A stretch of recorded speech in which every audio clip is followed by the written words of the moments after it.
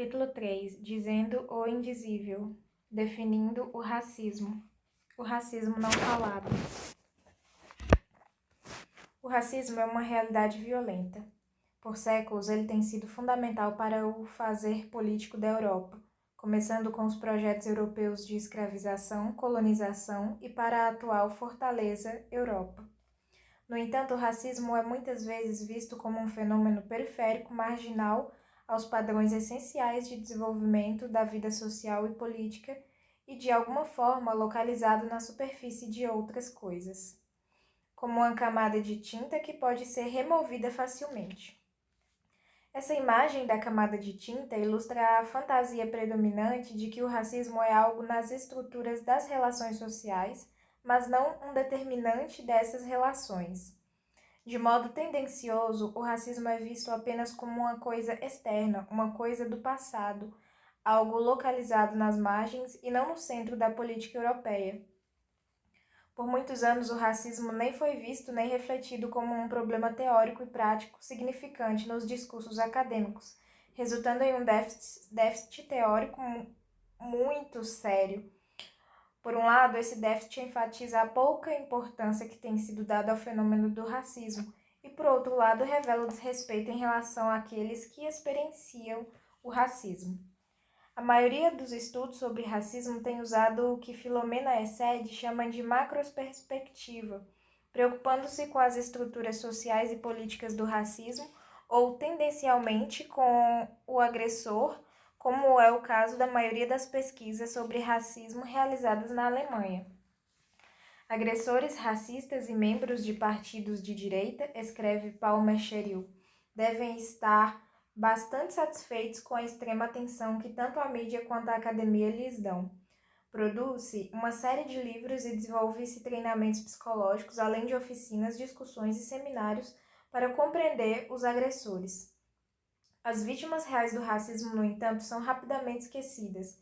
Esse desrespeito, ou melhor, essa omissão, espelha a desimportância dos negros como sujeitos políticos, sociais e individuais na política europeia.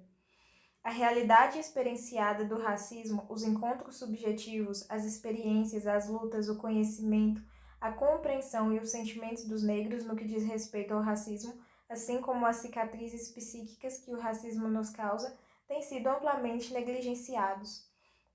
Tais fatores só se tornam visíveis nas estruturas públicas e acadêmicas quando a normalidade da cultura nacional branca é subitamente perturbada, quando nossas experiências com o racismo colocam em risco o conforto da sociedade branca.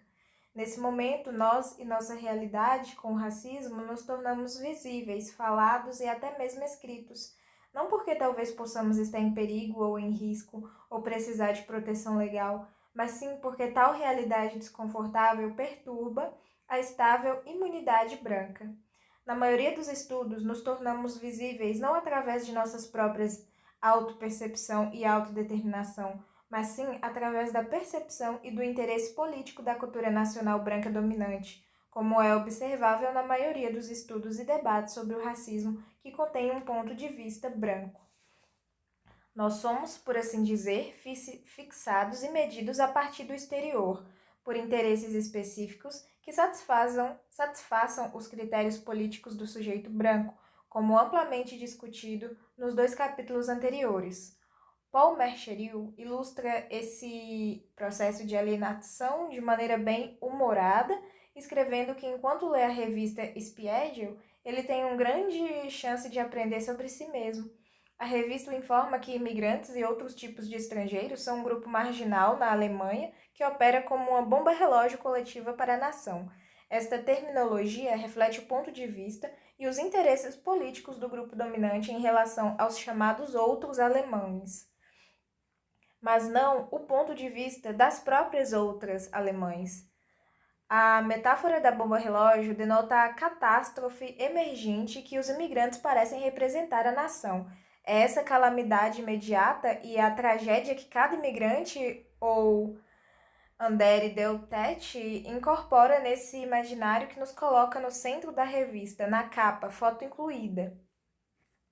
Nós nos tornamos visíveis através do olhar e do vocabulário do sujeito branco que nos descreve. Não são nossas palavras nem nossas vozes subjetivas impressas nas páginas da revista, mas sim o que representamos fantasmagoricamente para a nação branca e seus verdadeiros nacionais. Ao contrário desse quadro, estou preocupada neste livro com as experiências subjetivas de mulheres negras com o racismo, tornando-se os sujeitos falantes. Para nos aproximar da realidade vivenciada do racismo, dentro desse contexto de descaso e objetificação, é necessária uma mudança de perspectiva, uma mudança chamada de perspectiva do sujeito. Em um estudo como esse, o foco não deveria estar na construção de sujeitos como indivíduos, mas sim nas maneiras pelas quais é possível que os indivíduos ajam como sujeitos em suas realidades sociais, e como este estudo se ocupa exclusivamente de testemunhos de mulheres negras na maneira pela qual é possível que mulheres negras alcancem o status de sujeitos no contexto do racismo genderizado. De acordo com Palmer Quirill, a ideia de sujeito, ou pelo menos o conceito idealizado do que é o sujeito, incorpora 3 diferentes níveis: o político, o social e o individual, que compõem as esferas da subjetividade. De modo ideal, uma pessoa alcança o status completo de sujeito quando ela, em seu contexto social, é reconhecida em todos os 3 diferentes níveis e quando se identifica e se considera reconhecida como tal. O termo sujeito, contudo, especifica a relação de um indivíduo com sua sociedade e não se refere a um conceito substancial, mas sim a um conceito relacional. Ter o status de sujeito significa que, por um lado, indivíduos podem se encontrar e se apresentar em esferas diferentes de intersubjetividade e realidades sociais, e, por outro lado, podem participar em suas sociedades, isto é, podem determinar os tópicos e anunciar os temas e agendas das sociedades em que vivem. Em outras palavras, eles podem ver seus interesses individuais e coletivos reconhecidos, validados e representados oficialmente na sociedade, o status absoluto de sujeito. O racismo, no entanto, viola cada uma dessas esferas, pois pessoas negras e pessoas de cor não veem seus interesses políticos, sociais e individuais como parte de uma agenda comum. Como o racismo afeta, então, o status de subjetividade de uma pessoa? Definindo o racismo. No racismo, estão presentes de modo simultâneo 3 características. A primeira é a construção da diferença. A pessoa é vista como diferente devido à sua origem racial ou pertença religiosa. Aqui temos de perguntar: quem é diferente de quem? É o sujeito negro diferente do sujeito branco ou o contrário, é o branco diferente do negro? Só se torna diferente porque se difere de um grupo que tem o poder de se definir como norma, a norma branca. Todos aqueles que não são brancos são construídos, então, como diferentes. A branquitude é construída como ponto de referência a partir do qual todos os outros racistas diferem. Nesse sentido, não se é diferente, torna-se diferente por meio do processo de discriminação. A segunda característica é: essas diferenças construídas estão inseparavelmente ligadas a valores hierárquicos. Não só o indivíduo é visto como diferente, mas essa diferença também é articulada através do estigma, da desonra e da inferioridade. Tais valores hierárquicos implicam um processo de naturalização, pois são aplicados a todos os membros do mesmo grupo que chegam a ser vistos como problemático, difícil, perigoso, preguiçoso, exótico, colorido, incomum. Esses 2 últimos processos, a construção da diferença e sua associação com uma hierarquia, formam o que também é chamado de preconceito. Por fim, ambos os processos são acompanhados pelo poder histórico, político, social e econômico. É a combinação do preconceito e do poder que forma o racismo. E, nesse sentido, o racismo é a supremacia branca. Outros grupos raciais não podem ser racistas nem performar o racismo, pois não possuem esse poder. Os conflitos entre eles ou entre eles e o grupo dominante branco têm de ser organizados sob outras definições, tais como preconceito. O racismo, por sua vez, inclui a dimensão do poder e é revelado através de diferenças globais na partilha e no acesso a recursos valorizados, tais como representação política, ações políticas, mídia, emprego, educação, habitação, saúde, etc. Quem pode ver seus interesses políticos representados nas agendas nacionais? Quem pode ver suas realidades retratadas na mídia? Quem pode ver sua história incluída em programas educacionais? quem possui o quê, quem vive onde, quem é protegido e quem não é. Discursos oficiais e acadêmicos na Alemanha evitaram usar o termo racismo e, no lugar, usaram termos como aversão ao desconhecido, xenofobia, aversão a estrangeiros, xenofobia. Esses termos, no entanto, são insatisfatórios porque não explicam que o problema central do racismo não é a existência de diversidade e de pessoas diferentes. Indica a desigualdade existente entre elas. Não estamos lidando aqui com uma questão de nacionalidade, nacionais ou não nacionais, tampouco com sentimentos inimizade, aversão ou simpatia, mas sim com o poder. Racismo estrutural. O racismo é revelado em um nível estrutural, pois pessoas negras e people of color estão excluídas da maioria das estruturas sociais e políticas. Estruturas oficiais operam de uma maneira que privilegia manifestadamente seus sujeitos brancos, colocando membros de outros grupos racializados em uma desvantagem visível, fora das estruturas dominantes. Isso é chamado de racismo estrutural. Racismo institucional. Com o termo instituição, como o termo instituição implica o racismo institucional, enfatiza que o racismo não é apenas um fenômeno ideológico, mas também institucionalizado. O termo se refere a um padrão de tratamento desigual nas operações cotidianas, tais como em sistemas e agendas educativas, mercados de trabalho, justiça criminal, etc. O racismo institucional opera de tal forma que coloca os sujeitos brancos em clara vantagem em relação aos outros grupos racializados. Racismo cotidiano.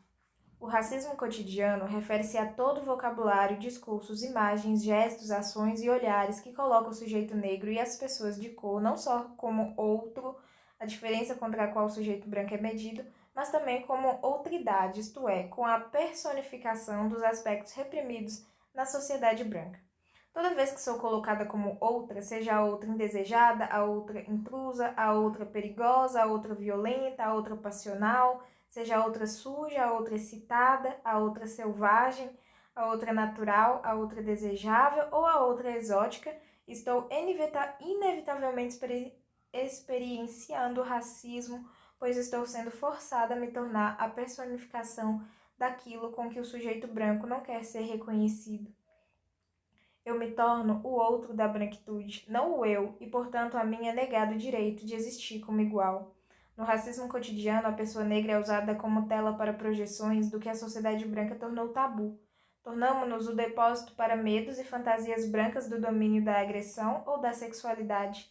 É por isso que no racismo a pessoa negra pode ser percebida como intimidante em um minuto e desejável no minuto seguinte, e vice-versa. Fascinantemente atraente a princípio e depois hostil e dura. Em termos freudianos, os dois aspectos da agressão e da sexualidade categorizam a organização psicológica de um indivíduo. Na sociedade branca, no entanto, esses dois aspectos da agressão e da sexualidade têm sido reprimidos e reprojetados de forma massiva em outros grupos raciais. Tais processos de repressão e projeção permitem que o sujeito branco escape de sua historicidade de opressão e se construa como civilizado e decente, enquanto outros raciais se tornam incivilizados, agressivos e selvagens em sexualidade. O sujeito negro é percebido como outro através das seguintes formas. Infantilização. O sujeito negro torna-se a personificação do dependente, o menino, a menina, a criança ou a serva sexuado, que não pode sobreviver sem o senhor. Primitivização. O sujeito negro torna-se a personificação do incivilizado, o selvagem, o atrasado, básico ou natural, aquele que está mais próximo da natureza. Incivilização. O sujeito negro torna-se a personificação do outro violento e ameaçador, criminoso, suspeito, perigoso, aquele que está fora da lei. Animalização. O sujeito negro torna-se a personificação do animal, o selvagem, o primato, o macaco, a figura King Kong e outra forma de humanidade.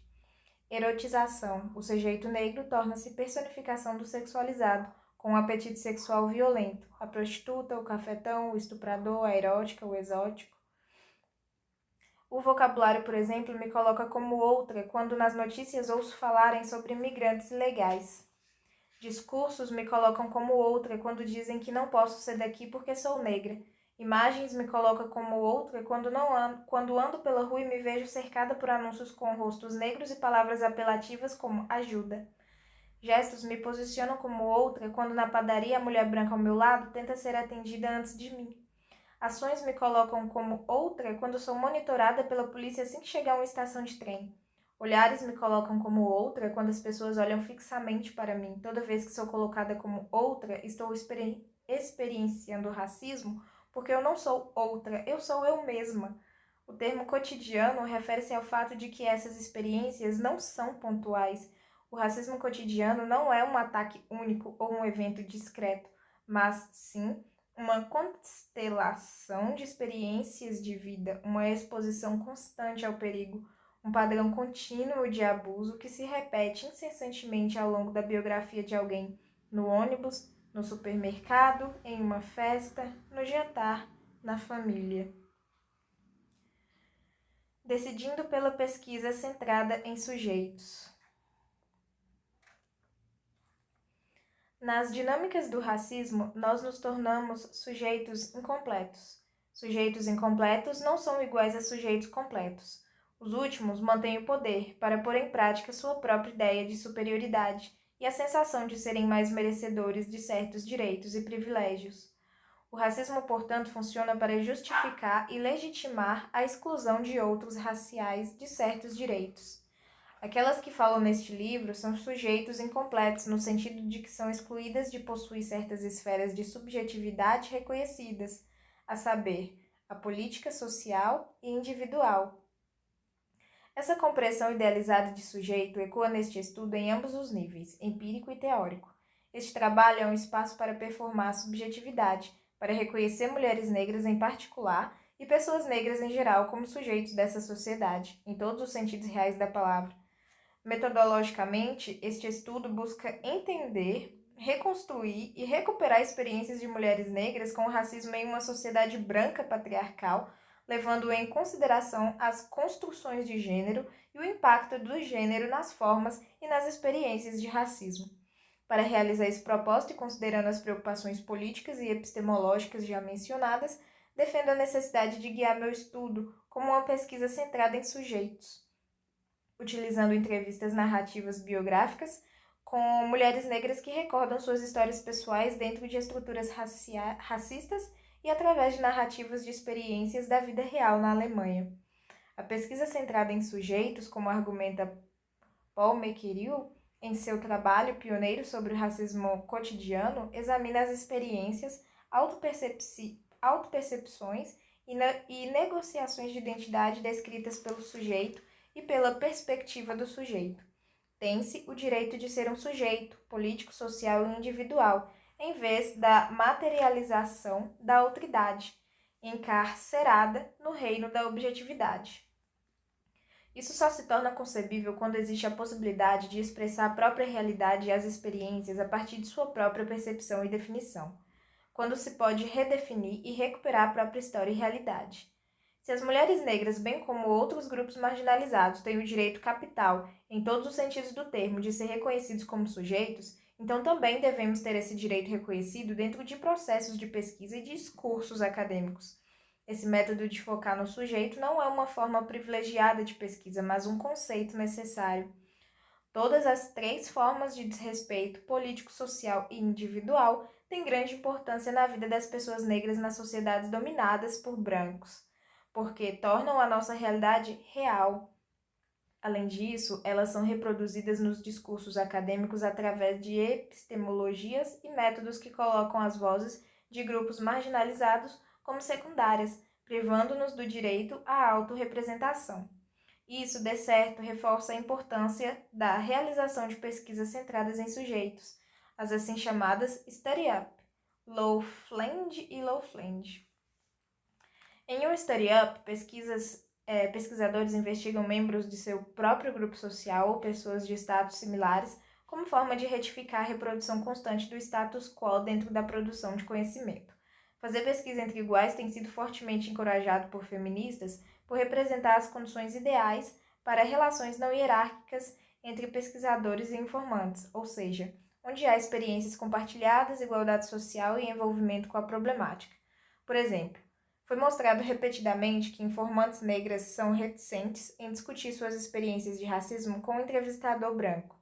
O conceito de pesquisa Story-Up complementa o conceito de pesquisa centrada em sujeitos, descrito anteriormente, pois ambos rejeitam o distanciamento dos objetos de pesquisa. Minha posição como intelectual não é a de um sujeito distante olhando para seus objetos pesquisados, mas sim de uma subjetividade consciente. Isso não significa que eu aceito sem críticas todas as declarações dos entrevistados, mas sim que eu respeito totalmente seus relatos acerca do racismo e mostro interesse genuíno em eventos ordinários da vida cotidiana.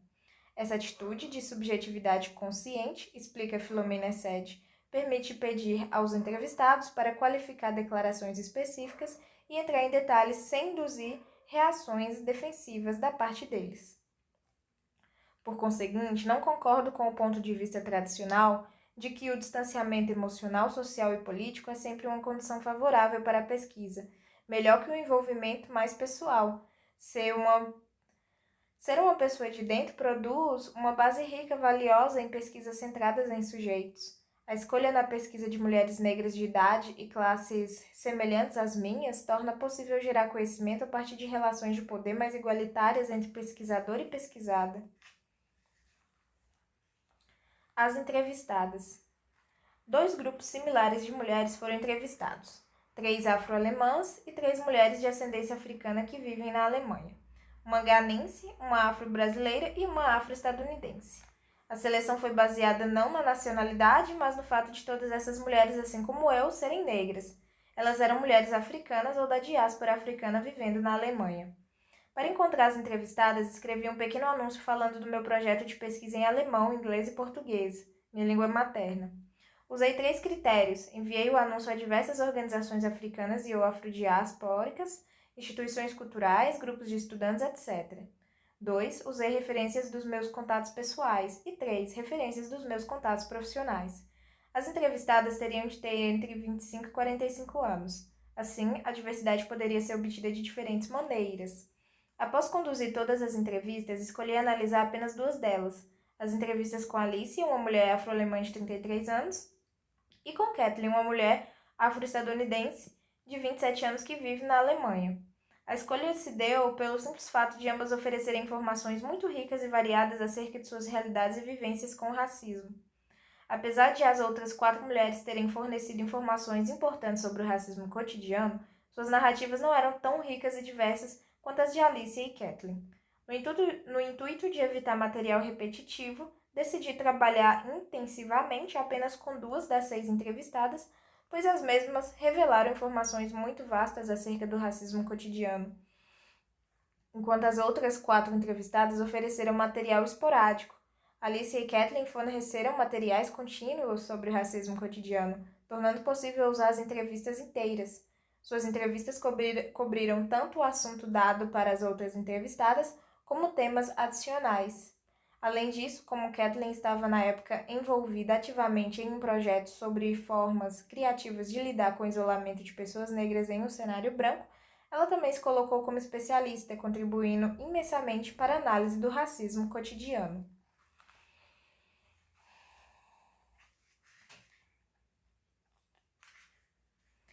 As entrevistas. Para a pesquisa empírica, usei entrevistas não diretivas baseadas em narrativas biográficas. A abordagem da narrativa biográfica permite não apenas aprender sobre as experiências atuais de racismo dos entrevistados, mas também que as entrevistas criam uma gestalt sobre a realidade do racismo em suas vidas, possibilitando a reconstrução da experiência negra dentro do racismo. É extremamente importante ter essa perspectiva biográfica ao trabalhar com o fenômeno do racismo, porque a experiência do racismo não é um acontecimento momentâneo ou pontual, é uma experiência contínua que atravessa a biografia do indivíduo, uma experiência que envolve uma memória histórica de opressão racial, escravização e colonização. A entrevista não diretiva permite à entrevistadora e entrevistador incentivar os entrevistados a falar sobre um determinado tópico com um mínimo de questionamento direto ou orientação. Nesse sentido, os entrevistados têm a chance de falar livremente sobre suas experiências com o racismo e fazer associações livres entre tais experiências e outras questões que eles acreditam serem relevantes para suas experiências com o racismo.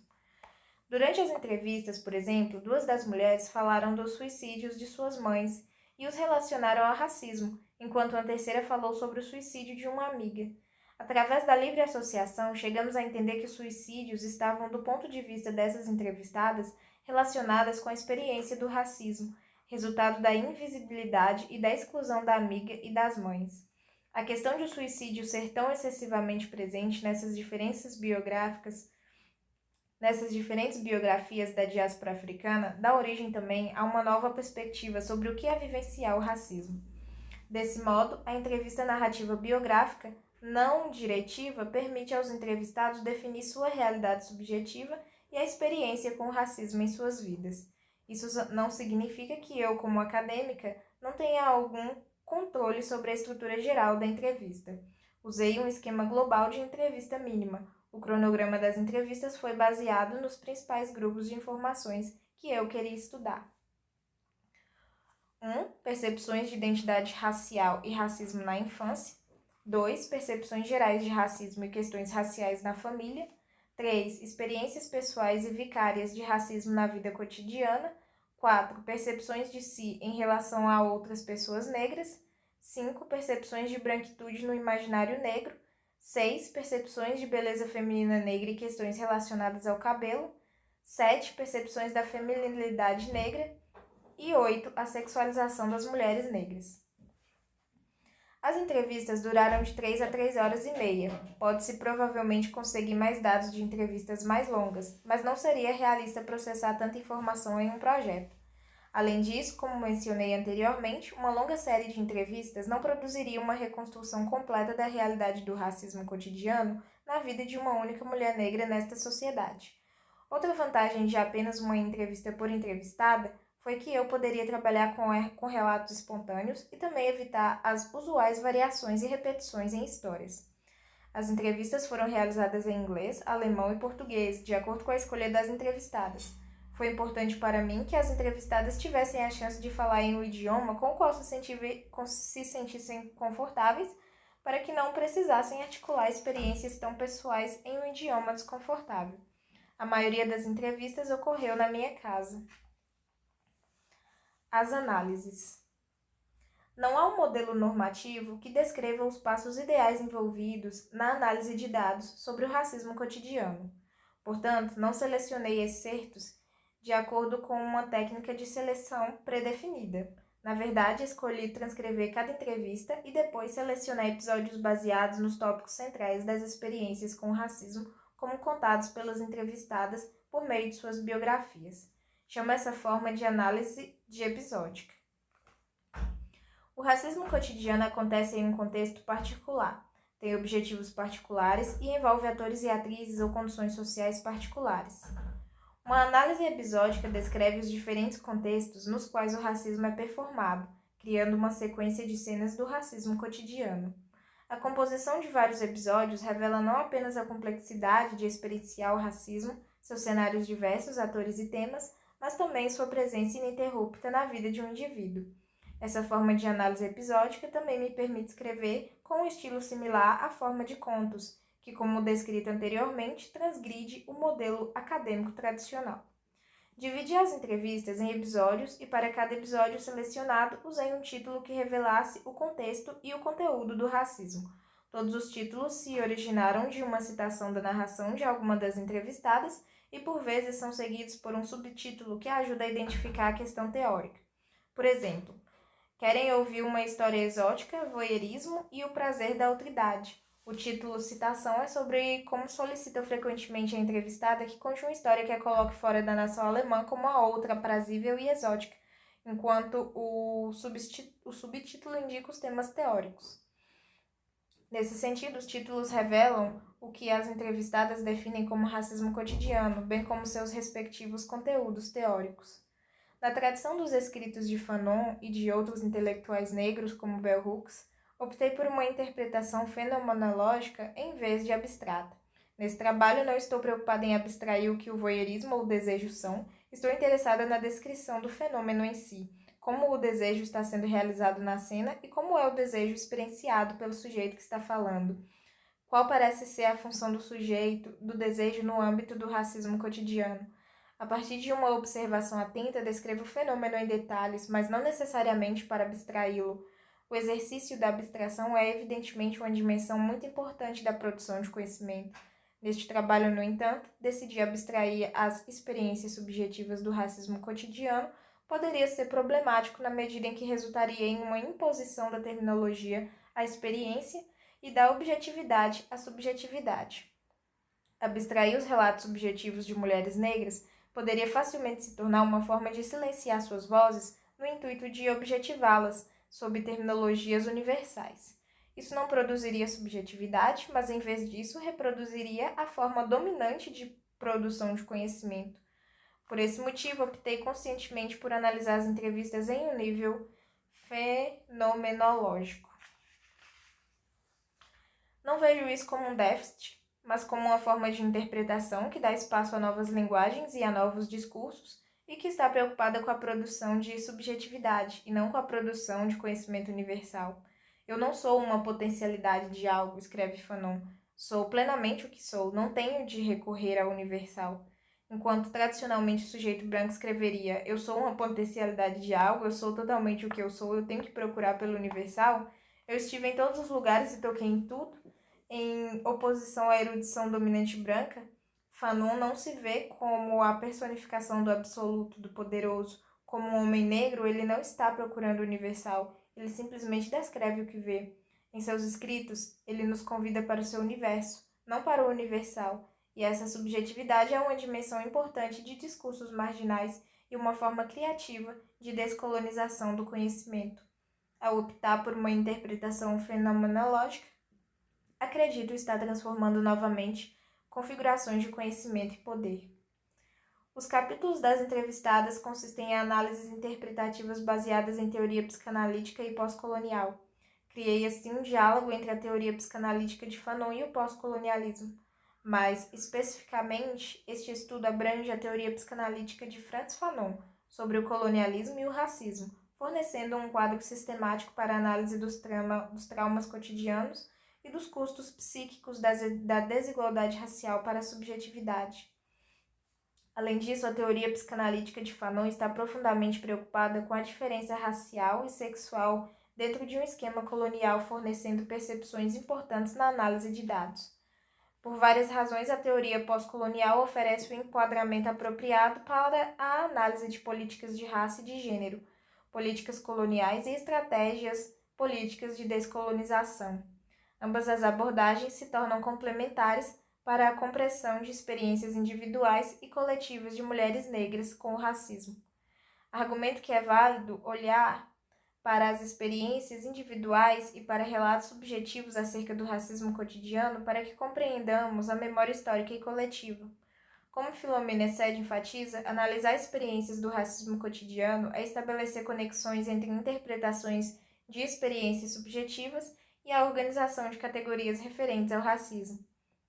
Isso significa que as características das entrevistas são vistas como indicações preliminares da definição e explicações atributivas do racismo cotidiano. Minha decisão sobre quais dados eram relevantes para experiências ou eventos específicos deu-se baseada tanto na definição das entrevistadas quanto na comparação de características do evento com outros casos relevantes. Isso serviu para aumentar a probabilidade que um certo evento se configura um exemplo do racismo cotidiano.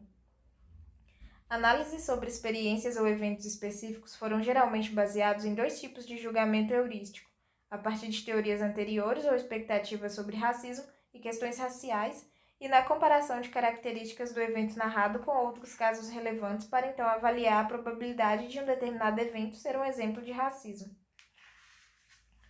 O objetivo da análise foi identificar as seguintes informações das entrevistadas. 1. Políticas espaciais. 2. Políticas do cabelo. 3. Políticas sexuais. 4. Políticas da pele. 5. Cicatrizes psicológicas impostas pelo racismo cotidiano. 6. Estratégias psicológicas para curar-se do ou superar o racismo cotidiano. 7. Estratégias de resistência.